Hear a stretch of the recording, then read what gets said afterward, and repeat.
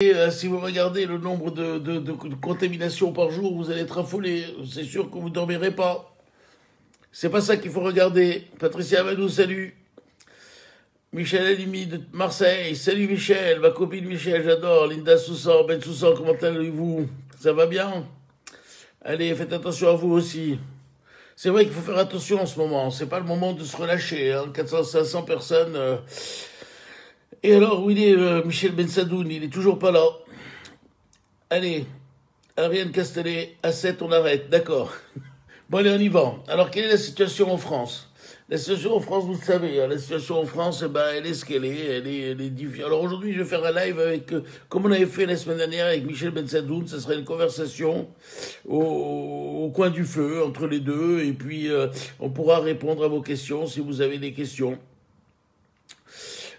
Si vous avez la grippe et que vous avez rendez-vous pour une troisième dose, ben vous faites pas si vous avez de la fièvre. Voilà, il faut repousser. Alors, quelle est la situation en France? Ben, vous savez, la situation en France, elle est ce qu'elle est. On a actuellement à peu près 100 000 cas par jour. C'est vrai qu'autour de vous, autour de nous, il n'y a que des cas positifs. Moi, je sais que ma fille, elle est positive depuis lundi dernier. Elle a été un anniversaire. C'est toujours la même chose. Alors qu'elle est pharmacienne et qu'elle fait des tests toute la journée et qu'elle teste et qu'elle a 15 positifs par jour, elle n'a jamais été contaminée à la pharmacie. Parce qu'à la pharmacie, elle a le masque, elle a les gants, elle a les visières, elle a tout ce qu'il faut. Et tandis qu'elle est partie à un anniversaire, il y avait 20 personnes à l'anniversaire. Les fenêtres étaient fermées. C'était un endroit clos. Tout le monde se connaît. Tout le monde a enlevé le masque. Tout le monde s'embrasse. Et ben voilà. Sur 20 personnes, ils sont 15 positifs. Et là, voilà, qui n'a pas pu aller en vacances. Elle devait partir avec ses enfants et son mari ce matin. Eh ben, elle n'est pas partie. Elle est restée. Elle est restée parce qu'elle est positive. Elle est enfermée chez elle. Et moi, je suis resté pour voir s'il n'y a pas de problème. Et je m'en irai quand on aura plus de fièvre et que son état sera rétabli. Donc vous voyez que le problème, il est partout autour de vous et que même si vous faites très très attention, c'est surtout à la maison. Et c'est pour ça que pour les contaminations, ça a été un problème parce que les contaminations, c'est surtout dans les foyers, dans les foyers familiaux que les contaminations se font. Et c'est ça le souci qu'on a. Et c'est comme ça que les gens se contaminent. Alors, qui d'arriver et donc on va faire notre discussion comme on avait fait la semaine dernière. Alors, Michel, bonsoir, comment vas-tu? Bonsoir Phil, bonsoir tout le monde. Ça va bien? Très très bien, merci. Bon, alors toi, tu es toujours chez toi à la campagne. Et raconte-nous comment ça Voilà. se passe. À Paris, c'est une catastrophe. Hein, c'est une hécatombe, il n'y a que des cas positifs, c'est une catastrophe. Comment ça se passe chez toi à la campagne? Nous, c'est un peu plus difficile à te dire parce que à la campagne, on est plus regroupés sur nous-mêmes. Le centre de vaccination dans lequel je travaille a décidé de fermer cette semaine parce que on n'avait pas assez de doses, hein, malheureusement. Et la situation semblait assez compliquée pour janvier. Finalement, on va avoir pas mal de doses qui vont arriver. Pour l'instant, bon, les gens sont chez eux, mais c'est comme le reste de la France, il y a énormément de cas. D'accord. Bon, alors vous avez vu que les gens, moi je vois des messages qui défilent, on voit que les gens ont fait ont passé un Noël très restreint, ils étaient 3, 4, 5. Moi-même, j'étais avec ma femme et mon dernier, puisque ma fille n'a pas pu venir avec toute sa famille, puisqu'elle était positive. Donc c'était un Noël à 3. Bon, c'était assez limité, en plus c'était vendredi soir. Bon, donc c'est vrai que c'était compliqué ce Noël et qu'il fallait éviter de toute façon les grands rassemblements. Alors, on va, si tu veux, commencer à parler de ce qui inquiète les gens, c'est-à-dire ce micron. Alors, ce Omicron, c'est la question du jour. Tout le monde a peur de Omicron. Alors, on va essayer de recadrer un peu les choses avec ce Omicron, parce que il faut remettre les choses à leur niveau, parce que si on voit que le résultat des chiffres positifs, les gens sont affolés, parce que 100 000, on dépasse les 100 000 cas, on n'a pas eu ça depuis mars 2020. Et encore, on est en train de dépasser les chiffres de mars 2020. Mais il faut savoir d'abord que tous ces cas positifs, il y a des gens, comme les tests sont gratuits, il y a des gens qui sont testés tous les jours. Donc les 100 000 cas, ils sont un peu exagérés parce que les gens positifs, tous les jours, ils vont se faire tester pour voir à quel moment ils vont être négatifs pour pouvoir ressortir. Donc déjà, il y a des gens qui font beaucoup plus de tests que ce qui se fait d'habitude. Et donc ça, déjà, ça augmente le nombre de tests. Mais après, ce qui compte, c'est le nombre d'hospitalisations et le nombre de malades en réanimation. Alors, le problème, c'est qu'aujourd'hui, on ne peut pas encore parler de ces chiffres-là pour l'Omicron. On est toujours, pour les gens hospitalisés, dans la vague du Delta. Donc, on ne peut pas encore donner des chiffres pour ce Omicron, mais on peut quand même comparer par rapport aux autres pays pour voir un peu parce qu'on sait maintenant que ce qui se passe dans les autres pays, ça va se passer en France. Donc, sur la France, on ne peut pas juger encore aujourd'hui de la dangerosité de ce Omicron parce que les gens qui sont aujourd'hui malades et en forme grave sont le plus souvent atteints du Delta et non de l'Omicron, puisqu'on sait qu'à partir du moment où on attrape la maladie et le moment où on développe une forme grave et qu'on se retrouve en réa, il faut 15 jours, 15 jours à peu près. On est bien d'accord? Oui, oui, moi Donc, je suis d'accord avec toi là-dessus. donc, si tu veux, on ne peut pas encore juger, puisque Omicron, il est de manière importante depuis seulement une quinzaine de jours en France. Alors, c'est pour ça que je vais vous montrer d'abord ce qu'il est en Angleterre. En Angleterre, vous savez qu'on a explosé de, d'Omicron. Ils ont une vague très très importante avec les 100 000 cas. Ça fait longtemps qu'ils les ont. Ça fait une quinzaine de jours.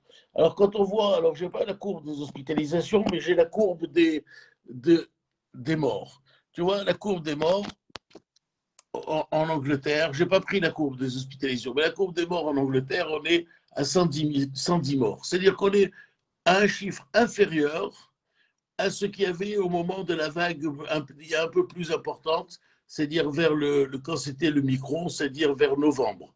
Ici, on est à novembre, vous voyez qu'en novembre, ici, vous étiez à des chiffres plus importants. Donc, en fait, le variant Omicron ne semble pas aujourd'hui être très, très mortel. On va voir aussi un autre pays qui est l'Afrique du Sud. Vous savez, l'Afrique du Sud, c'est celui par qui tout a commencé. C'est un pays magnifique, mais bon, ça se passe comme ça. Alors, voilà, il y a quelqu'un qui quitte le truc parce qu'on est des vendus, ils sont payés pour dire de la merde. Voilà, c'est ce qu'ils disent, mais ça commence bien. Bon, c'est pas grave. Alors, voilà ce qui se passe au niveau de l'Afrique du Sud. Vous voyez que c'est ce qu'on a dit. La poussée d'Omicron est très fulgurante, elle est très, très forte.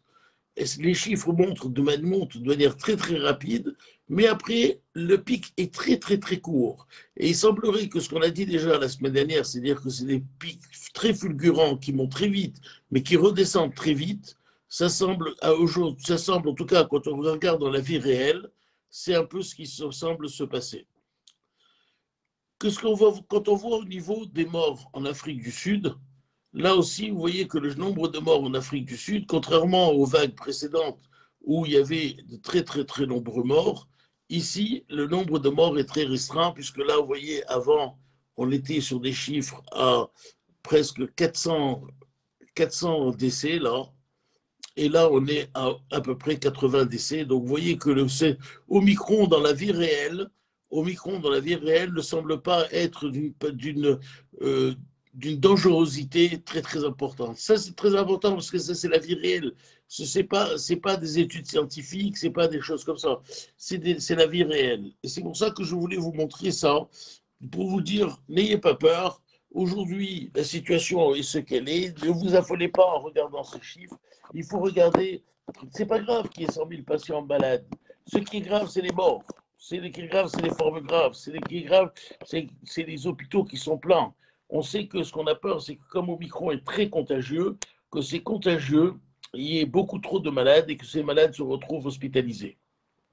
Autre chose qu'il faut savoir, c'est qu'aujourd'hui, il y a à peu près 3000 patients en réanimation. 3000 patients en réanimation, on n'est pas arrivé du tout au maximum.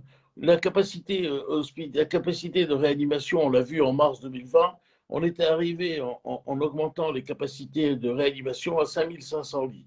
Donc on est très en deçà des capacités hospitalières. Donc ne vous affolez pas, n'ayez pas peur, ne regardez pas que ces chiffres, n'écoutez pas tout ce qu'on vous dit toute la journée, que tout est grave et tout ça. C'est sûr qu'il faut prendre des mesures pour ralentir l'épidémie, pour ralentir le nombre de cas, pour ralentir le nombre d'hospitalisations, pour ne pas surcharger les espaces, les hôpitaux. Mais par pitié, regardez les courbes. Pour l'instant, il ne semble pas qu'Omicron soit la catastrophe annoncée. Alors, voilà ce que je voulais commencer par dire sur la vie réelle avec Omicron. Voilà. Ouais, Alors, dis-moi. moi, je suis entièrement d'accord avec toi sur la notion de la peur, parce que je crois qu'à chaque fois, il faut le dire, il faut le répéter, c'est une maladie qui, quand même, dans 95% des cas, est totalement bénigne. Donc, la peur, je pense qu'elle est liée au climat actuel, au nombre d'informations qu'on a. Et alors, moi, j'ai beaucoup réfléchi ces derniers temps, et on se pose tous, hein, surtout en tant que médecin, beaucoup de questions par rapport à ce qui se passe. Et comme tu l'as très bien dit, je pense que la problématique, elle est liée essentiellement à l'hospitalisation et à l'engorgement des services. Mais il y a une notion qui est très importante, c'est le nombre de cas. Et aujourd'hui, ce qui est inquiétant, c'est ce nombre de cas. Et moi, ce que je remarque, c'est que ce qui est très difficile, c'est que je pense qu'aujourd'hui, il y a une mauvaise compréhension de la part des gens dans les choix qui sont faits en termes de santé publique et du fait de cette mauvaise compréhension des choses, aujourd'hui, on a un gouvernement qui nous dit il faut se vacciner. Les gens ne comprennent pas forcément pourquoi est-ce qu'ils doivent se vacciner puisque bon, on n'arrête pas de dire que ça n'empêche pas les contaminations, qu'on est quand même malade. Et pour finalement que les gens se vaccinent, ils sont obligés d'instaurer un petit peu ce climat. Et on voit que finalement, bah, les gens se vaccinent quand on met des mesures un peu fortes en place. Donc on arrive à une espèce de cercle vicieux où on entretient une peur qui n'a finalement aucune raison d'être. Alors, c'est vrai qu'on entretient peur qu'il n'y ait aucune raison d'être. Alors, il y a une question qui est revenue beaucoup cette semaine dans le groupe, c'est que ceux qui sont positifs, souvent, ce sont les vaccinés. Alors, il y a quelqu'un qui m'a posé cette question, je ne me rappelle plus qui c'est dans le groupe cette semaine, et je lui ai dit que je lui répondrai aujourd'hui. Elle a raison. Elle a raison, il y a un échappement, il y a un échappement immunitaire à l'Omicron. C'est-à-dire que les gens qui ont eu le Covid peuvent le réattraper et les gens qui sont vaccinés peuvent le réattraper. Alors, je vais te... Si je retrouve...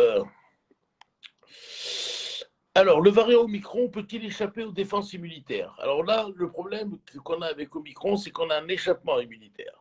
Les premières études en vie réelle du variant Omicron ont été dévoilées mi-décembre, émanant d'organismes privés au public basés en Afrique du Sud et au Royaume-Uni, parce qu'on sait que c'est les deux pays de référence, et ça, c'est sur la vie réelle.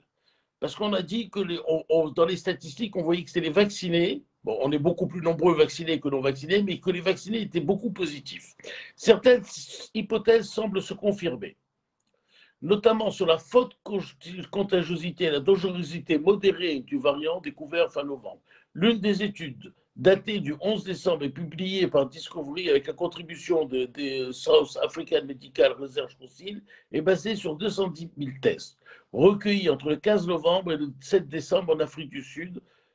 Alors, l'étude apporte des effets de preuves solides que le variant Omicron, écoute bien, le variant Omicron augmente le risque d'infection chez les personnes qui ont déjà eu le Covid. Elle suggère en outre que les percées infectieuses sont également plus fréquentes chez les personnes vaccinées. Donc il y a un échappement immunitaire dont l'Omicron touche beaucoup plus facilement les vaccinés et ceux qui ont eu le Covid. Ces résultats corroborent d'autres études en laboratoire démontrant la capacité du variant Omicron à échapper à notre système immunitaire et à réinfecter des individus préalablement infectés par le Covid-19.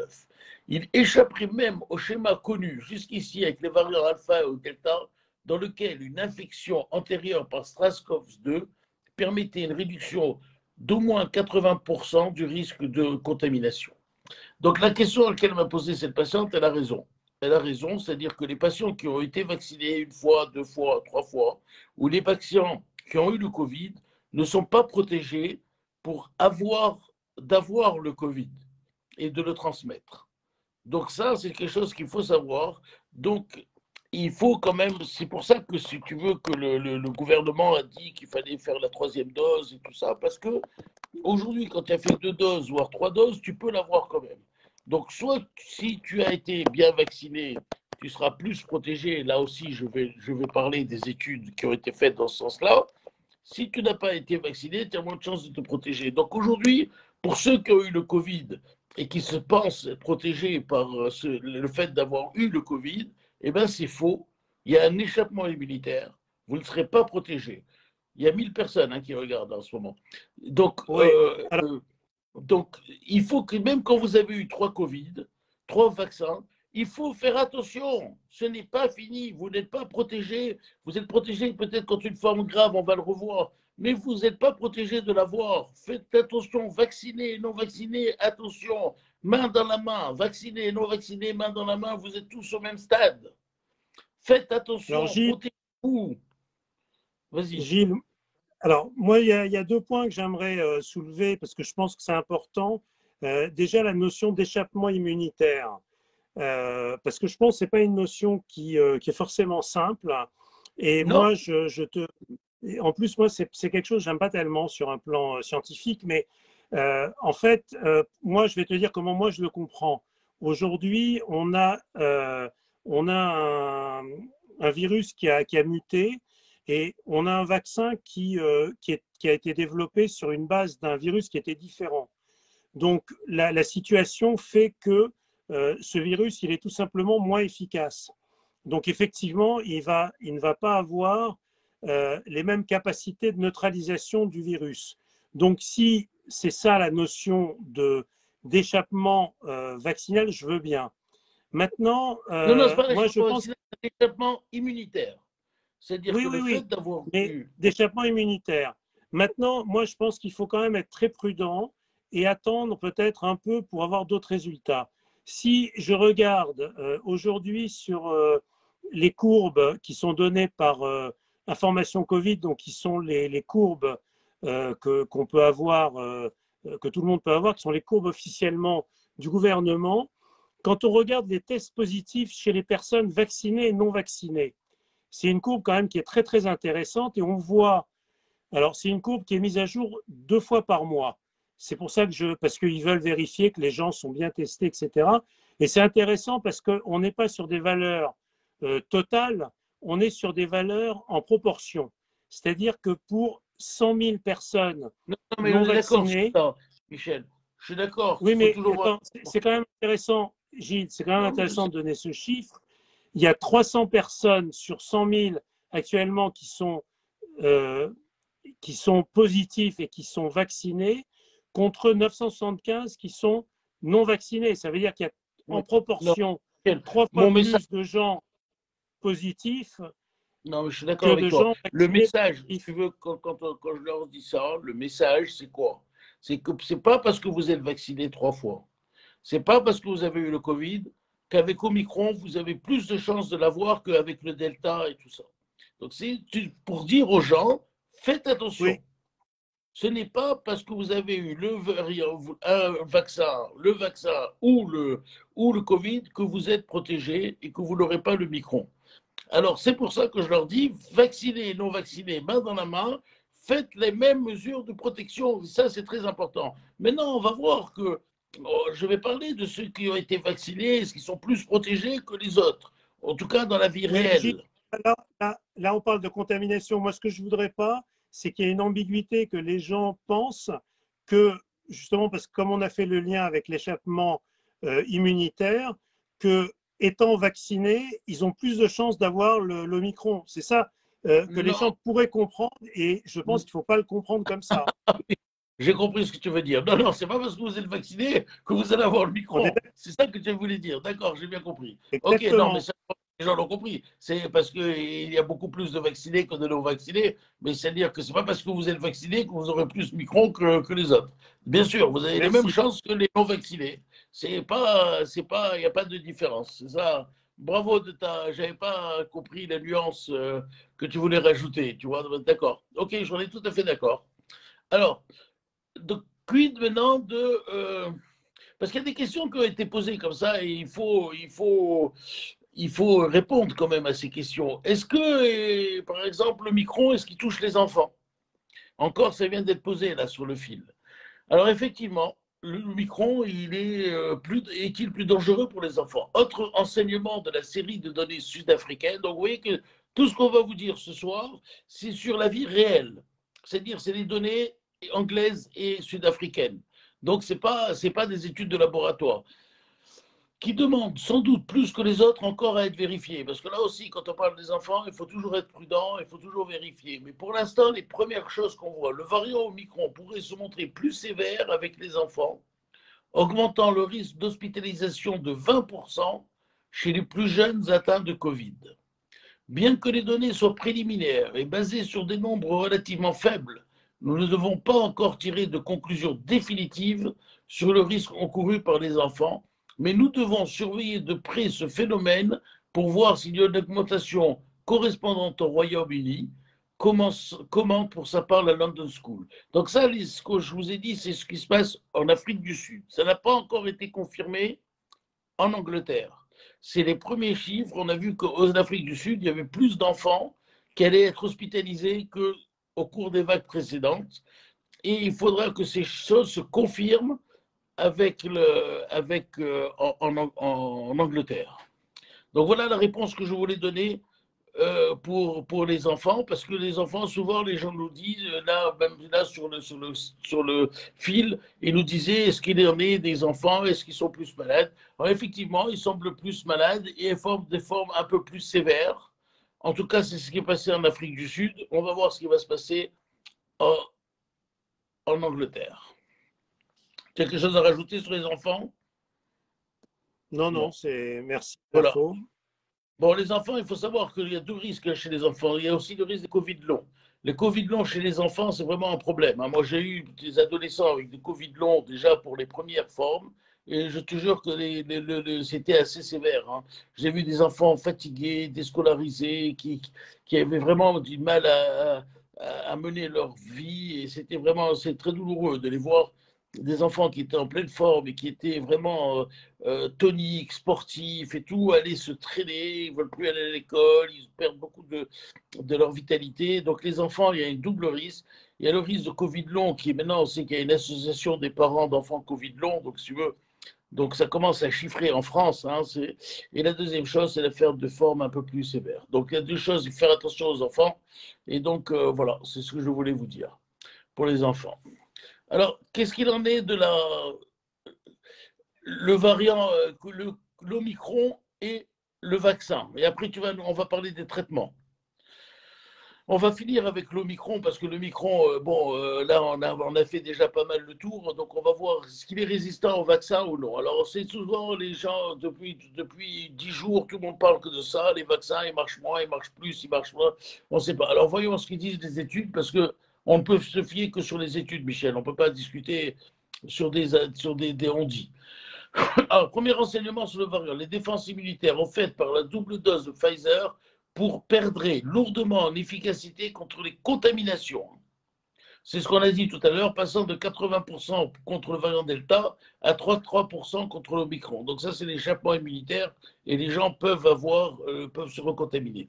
En revanche, la double dose de laboratoire américain resterait efficace à 70% contre les hospitalisations liées à Omicron, contre plus de 90% contre le Delta. Donc vous voyez quand même que ceux qui sont vaccinés, ils ont quand même une protection qui est quand même supérieure à ceux qui ne le sont pas. Ces conclusions rejoignent celles des autres études menées au Royaume-Uni, cette fois, et portant elles aussi sur des données en vie réelle, autrement dites extraites des registres de patients outre-Manche. Donc tout ce qu'on dit, c'est sur la vie réelle, ce n'est pas des études, c'est vraiment sur les chiffres de la vie réelle. Selon le document publié des chercheurs britanniques le 9 décembre, 2 doses de vaccin Pfizer ou AstraZeneca sont insuffisantes pour conférer des niveaux de protection efficaces contre les infections et les formes de Covid liées à Omicron. Donc 2 doses sont insuffisantes pour conférer des niveaux de protection efficaces. Si on croyait les données de l'étude, l'efficacité du vaccin contre l'infection passerait de 88%, 2 à 9 semaines après la deuxième dose, à 48%, entre 10 et 14 semaines après. Et chuterait enfin à 30% à partir de la 15e semaine. Donc on voit que l'efficacité de 2 doses vraiment, c'est quelque chose qui diminue assez rapidement et en 15 semaines, vous voyez, vous êtes à 30% de protection. L'Agence britannique de sécurité sanitaire a d'ailleurs déjà précisé que ce variant présentait une protéine différente. Bon, ça, on le sait. Alors, il a prévenu, dans un entretien au journal Le Monde, le président de biotech de Pfizer a prévenu que même les triples vaccinés sont susceptibles de transmettre le Covid, ça on l'a dit, expliquant cela par les mutations subvies. Il y a une perte de l'efficacité contre Omicron avec le temps, c'est très probable, mais il faut encore en mesurer la rapidité, ont-ils avancé. Admettons que nous sommes loin des 95% d'efficacité que nous avions contre le virus initial. Le vaccin n'arrêtera pas la pandémie à lui seul, ça on le sait. Le vaccin ne sera pas efficace. Le variant Delta affecte les personnes vaccinées et Omicron le fera encore plus. Plaidant pour que les vaccinés soient testés et respectent eux aussi les barrières. C'est ce qu'on revient à dire tout à l'heure. Donc le vaccin, 2 doses, ça ne suffit plus pour être protégé au bout de 15 semaines. C'est pour ça qu'ils demandent l'arme ultime, la troisième dose. Mais la troisième dose, ça veut dire est-ce qu'il y aura une quatrième, est-ce qu'il y aura une cinquième? Et voilà. Donc voilà, je ne sais pas ce que tu en penses. Alors moi, je pense que en fait, c'est le cœur du problème aujourd'hui. Ce qu'on peut dire, c'est que on a perdu la bataille de la contamination. C'est-à-dire qu'aujourd'hui, on n'a plus le contrôle de la contamination puisque le vaccin, tu l'as expliqué, ne permet plus de protéger de la contamination. Donc aujourd'hui, l'enjeu pour l'ensemble des États, et je pense que c'est ça peut-être que les gens ont vraiment du mal à comprendre, c'est que c'est une course contre la montre. On a d'un côté une arme qui est la vaccination dont on sait qu'elle ne va pas empêcher la contamination, mais elle va empêcher le fait d'aller à l'hôpital. On a quand même un petit effet sur la baisse de la contamination parce que c'est pas nul. On ne peut pas dire qu'une personne vaccinée et une personne non vaccinée ont le même niveau de contamination. C'était vrai pour le Delta. Je ne sais pas quels seront les résultats par rapport à l'Omicron, mais comme on parle de chiffres très élevés, ça a quand même un impact. Mais donc aujourd'hui, la situation pour les gouvernements, elle est très simple, c'est-à-dire qu'il y a une poussée extrêmement forte pour que les gens se vaccinent, enfin on le voit bien, hein, troisième dose, vaccination des enfants, en se disant, si on a un maximum de personnes qui sont vaccinées, on ne va pas subir les effets de l'hospitalisation. Donc l'enjeu, il est là, la contamination. On l'a vu, aujourd'hui, la bataille, elle est quasiment perdue. Tu disais tout à l'heure 100 000 cas détectés, ça veut dire qu'il y a, en réalité, il doit y avoir 200 000 cas par jour, parce que Bien tout le monde ne sûr. se teste pas. Voilà, donc en fait, pour finir avec ce Omicron, donc voilà pourquoi le gouvernement nous demande de faire la troisième dose pour repasser de 30% d'efficacité à 70% d'efficacité. Voilà, avec la troisième dose, si elle est faite récemment en moins de 4 semaines et moins de 3 mois, et bien vous remontez votre efficacité de 30% à 70%. Après la troisième injection, notre vaccin semble fournir une protection à 70-75% contre tout type de maladie, ce qui reste un bon résultat pour un vaccin. Voilà, donc voilà, en fait, ce vaccin qu'on appelle vaccin, ce n'est pas un vaccin, c'est un traitement, puisqu'en fait, il te protège, mais tu n'es pas immunisé, puisque tu as un échappement immunitaire. Donc, est-ce qu'on peut, on peut plus parler de vaccin, on doit parler de traitement par injection. Au lieu que ce soit une perfusion d'anticorps, c'est une réaction une réaction de nous-mêmes pour faire des anticorps. Mais on ne peut plus parler de vaccin, puisque le vaccin, ça empêche d'avoir la maladie, de la transmettre, et ça empêche de faire une forme grave. Donc là, j'appellerais ça plutôt un traitement. Et donc, c'est une bonne transition, parce que là, maintenant, tu vas nous parler des traitements, parce qu'il faut quand même parler des traitements, parce que tout ça, c'est bien. Mais ça en avance quand même. Depuis mars 2020, on a quand même avancé dans les traitements. On n'est pas resté au Doliprane. Déjà que nous, on avait avancé avec l'azithromax, on avait avancé avec plein de choses. On avait avancé avec l'oxygène, on avait avancé avec la cortisone, on avait avancé avec des perfusions d'anticorps monoclonaux, on avait avancé donc plein de choses. Donc maintenant, fais-nous un petit point sur les traitements, parce que je pense que c'est ce que les gens attendent, c'est le traitement. Vas-y. Est-ce Alors, que je sais que tu tu as bossé voudras qu'on là-dessus. parle de, Gilles, tu voudras qu'on reparle tout à l'heure un petit peu des différentes stratégies qui sont évoquées actuellement ou Oui, on on en verra, parlera mais si tu veux, les gens peut-être? s'attendent de traitement là. Oui, alors les traitements.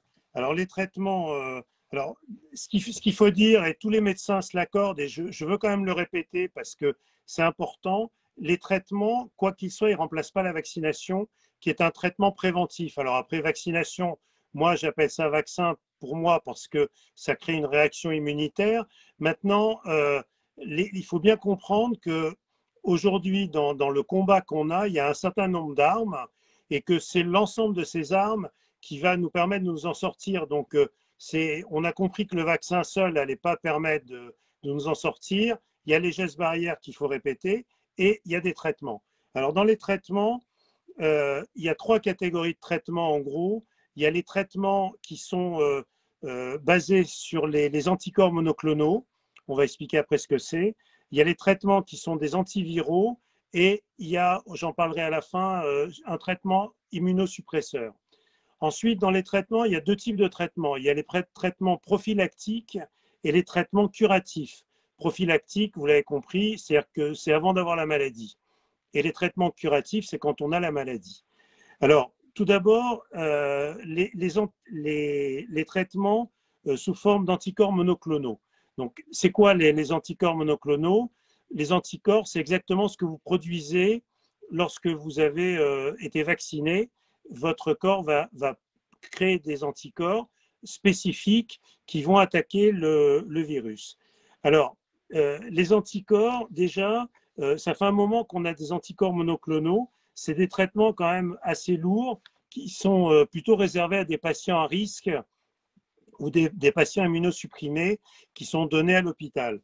Alors, la mauvaise nouvelle, on va dire, on va commencer par ça, c'est qu'il y a déjà plusieurs traitements d'anticorps monoclonaux qui sont non efficaces contre le micron, puisque là maintenant, je vous donne une info actualisée, et en particulier, donc c'est des traitements, alors c'est des noms compliqués, je vais les lire parce que je ne les connais pas par cœur, c'est le bamlanivimab et l'etesevimab, qui sont une combinaison développée par Lilly, le casirivimab, qui C'est pas la s'appellent peine de les Rota, citer, hein, voilà, bon, qui sont développés par Roche, etc., qui ne sont pas efficaces. Aujourd'hui, alors ce qui est intéressant, il y a un traitement qui est intéressant, qui est développé par AstraZeneca, qui s'appelle l'Evusheld, donc qui est un traitement qui semble actif contre le micron, et c'est un traitement qui est utilisé en prophylaxie, en pré-exposition chez des patients qui sont non répondeurs à la vaccination. Il y a des gens qui ont des maladies qui ont des maladies qui diminuent leur immunité et qui sont plus capables de créer des anticorps. Donc ça, c'est un produit qui est extrêmement intéressant, qui est déjà disponible et que l'on peut utiliser. Donc si vous avez de la famille ou vous êtes dans cette situation, c'est un produit qui peut se donner en prophylaxie pré-exposition.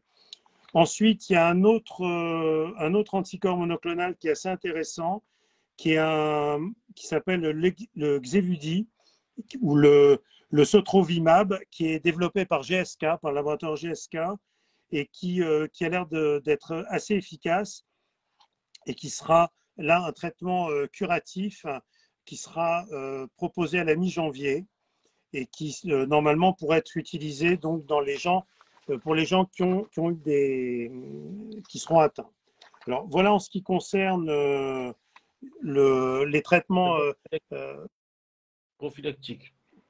Voilà, prophylactiques. Alors maintenant, les antiviraux.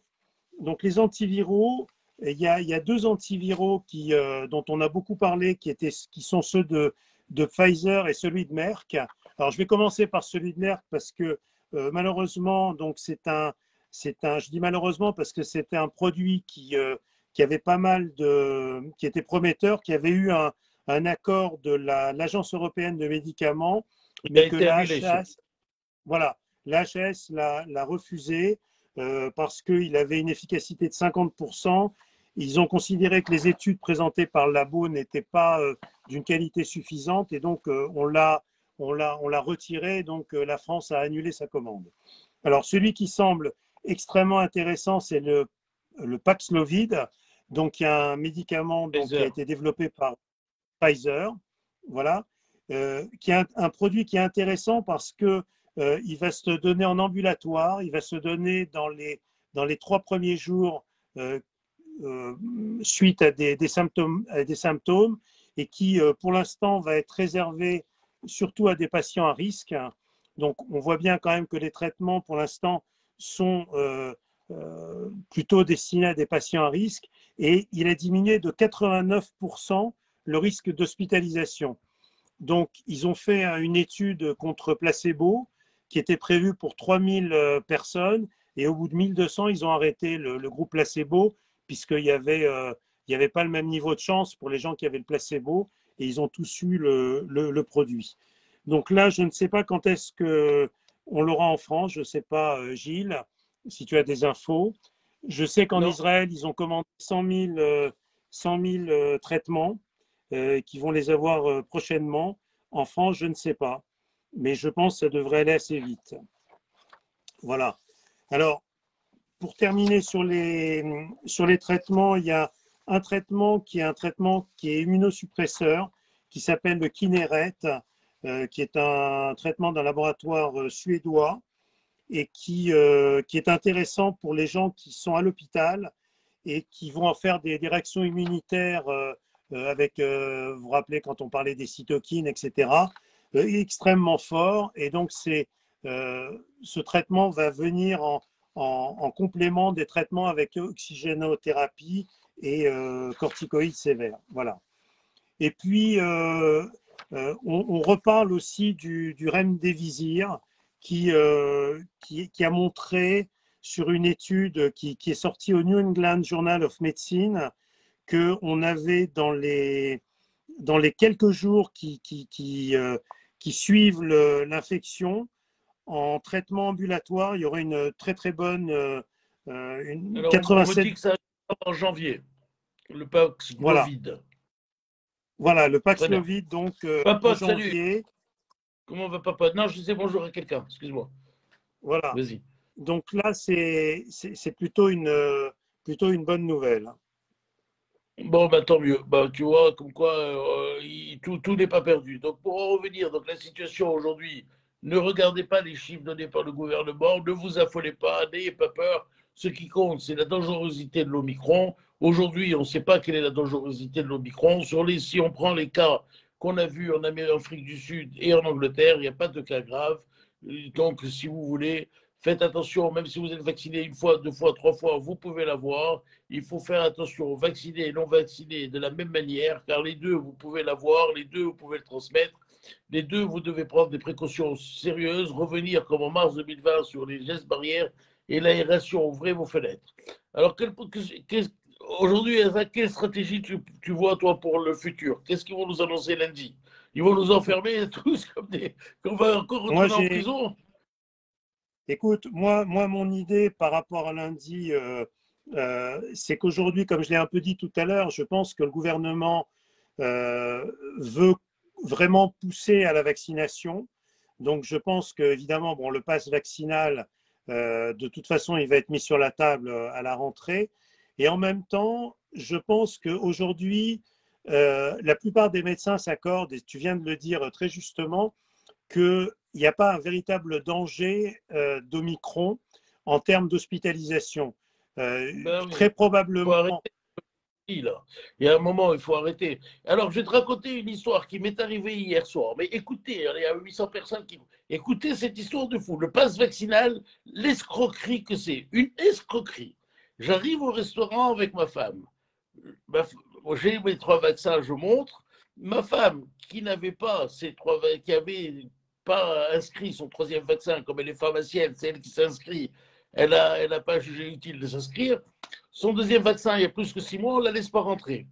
On lui dit, madame, vous avez un pass vaccinal qui est dépassé, il faut vous mettre à jour, on ne peut pas rentrer au restaurant. Donc déjà, quand il y a un pass vaccinal, il faut savoir que si ton pass vaccinal a dépassé 4 mois, il n'est plus valable. Déjà, depuis, je l'ai constaté hier. Je téléphone à ma fille, donc ma fille qui est Covid+, qui est pharmacienne aussi, je lui dis, inscris vite ta mère de son vaccin qu'elle a fait pour qu'elle puisse rentrer l'autre fois. Ma fille me dit, bon, en attendant, je t'envoie mon passe vaccinal pour voir si c'est juste une erreur de la machine du type du restaurant ou si c'est parce qu'il faut la 3e dose. Et elle m'envoie son passe vaccinal et je le montre au mec et le mec dit ah oui, avec ce passe vaccinal vous pouvez rentrer. Alors elle qui est Covid positive, elle est Covid positive. elle, avec son passe vaccinal, parce que dans le passe vaccinal, il n'y a pas marqué qu'elle est Covid positive. Donc, elle, positive, avec son passe vaccinal, elle rentre dans le restaurant. Et ma femme, qui est négative et qui n'a pas été vaccinée, donc elle ne peut pas rentrer. Donc en fait, c'est une connerie, parce qu'avec ce passe vaccinal, ça veut pas dire. Ça veut dire que tu es vacciné, mais tu peux l'avoir, tu peux contaminer tout le monde. C'est-à-dire, si ma fille était avec nous au restaurant positive, tu comprends ce que je veux dire? Le passe vaccinal serait intéressant que le type, quand il voit si tu es positif ou négatif.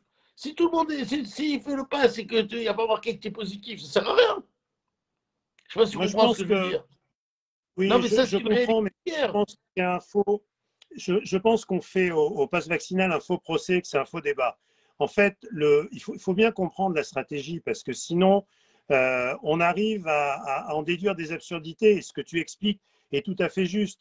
Le pass vaccinal, je pense que quand il a été. Alors, c'était pas un pass vaccinal encore Au jusqu'à début, présent, parce c'était un qu'on dit match. pass Oui, parce vaccinal. qu'en plus, non, c'est un Voilà, PCR de 24 heures, c'est impossible. voilà. Mais je pense il avait deux objectifs. Il avait l'objectif d'obliger les gens à se vacciner.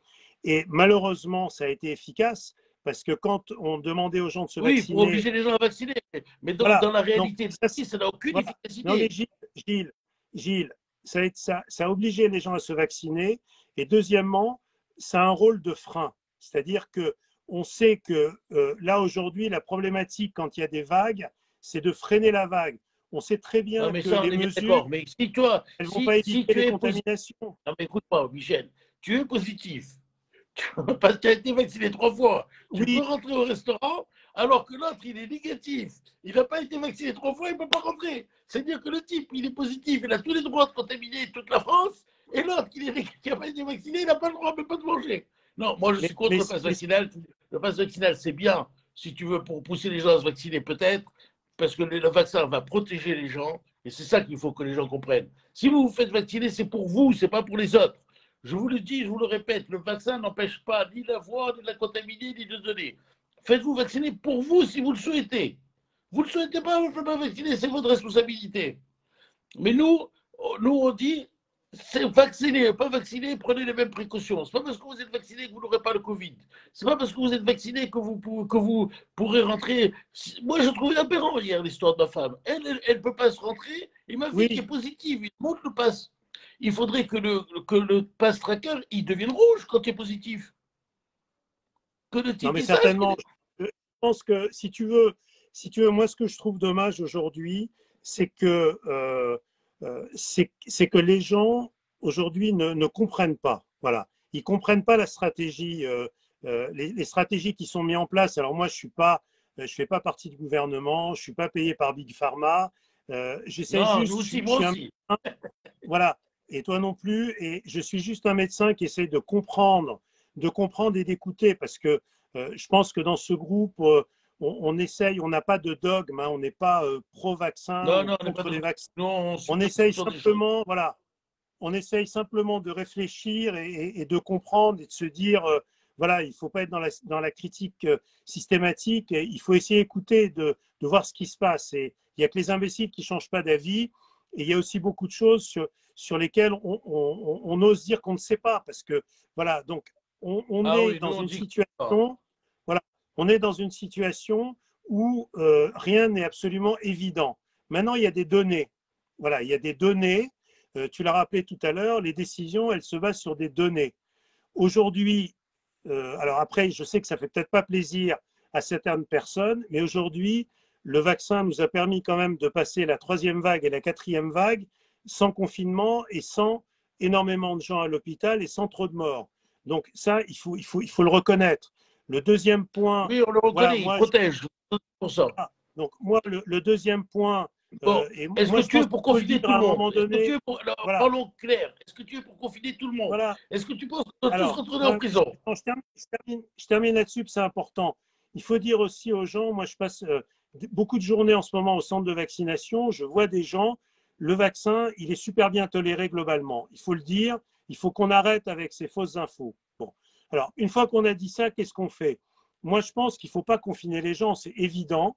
Aujourd'hui, il ne faut pas les confiner. Et je ne crois pas, honnêtement, qu'il y aura un confinement.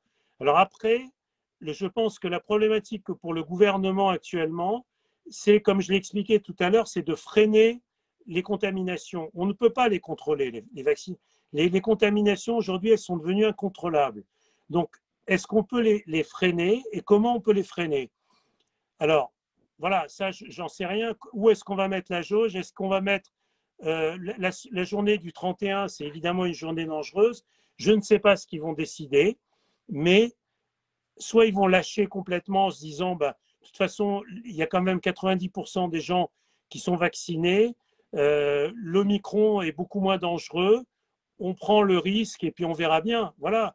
Et Voilà, moi je suis un peu pour lever un peu tout ça parce que quand on voit des pays comme Israël qui ont tout fait, ils ont fermé les aéroports, ils ont fermé les trucs, ils ferment, ils ferment, ils ferment, ils ont de nouveau une vague.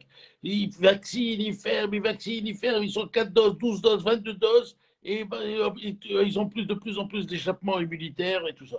Donc je crois qu'il faut à un moment se poser, il faut réfléchir, il faut arrêter de bloquer les gens chez eux. Il faut se protéger en se vaccinant pour ceux qui veulent se vacciner, parce que là, pour l'instant, on n'a pas trouvé mieux. On espère que les médicaments vont sortir, qui vont nous protéger, le médicament de Pfizer, qui va nous aider. J'espère qu'on va trouver des solutions. De toute façon, si vous êtes malade, appelez un médecin, faites-vous prescrire des antibiotiques, faites-vous prescrire du pulmicor, faites-vous prescrire des trucs. Ne restez surtout pas au Doliprane de manière passive et de manière que, comme un mouton qui va à l'abattoir. Défendez-vous, défendez votre peau, voyez d'autres médecins, faites-vous prescrire, soyez vigilants, soyez, protégez-vous, les gestes barrières, aérés, faites attention à vous. Hein, Michel? Qu'est-ce que tu veux leur dire moi, encore? moi, je, oui, moi je pense que, juste quand même un petit mot sur Israël. Bon, d'abord, je pense que là, je ne sais pas si la quatrième vaccination va être obligatoire ou pas. Moi, Ah, je ça se crois discute que beaucoup maintenant en Israël, c'est très voilà. Alors, controversé moi, maintenant. moi je crois que ce qui est important, c'est de laisser, on va dire, dans une certaine mesure, le choix aux gens. Ce qu'on dit aux gens, c'est que là, Israël, on va dire, toi, tu dis qu'ils sont en retard, moi, je dis qu'ils sont un peu trop en avance. C'est-à-dire que Ils sont tellement en avance, ils une, sont trop tard. voilà. Alors, c'est-à-dire que là, ils se retrouvent avec une vague, alors qu'il y a des gens qui ont eu leur troisième dose cet été. Donc, je trouve que c'est plutôt honnête et bien de dire aux gens, voilà, votre Attends, taux d'anticorps a baissé. Je voudrais juste remercier Hélène Lidis qui dit Docteur Bessénou, vous dites beaucoup de bêtises. Merci Hélène, je suis très gentil. Il faut qu'on dise des bêtises, on dit que des choses vraies, alors vous allez plus me suivre. Donc on rigole. Voilà. C'est pas grave, regardez un clown, comme de regarder un médecin, c'est pas grave. Si ça vous amuse, Donc, allez-y. En Israël, je pense qu'ils ont l'honnêteté de dire aujourd'hui, bah, la troisième dose, elle ne vous protège plus parce que vos anticorps ont baissé. Vous pouvez faire une autre dose.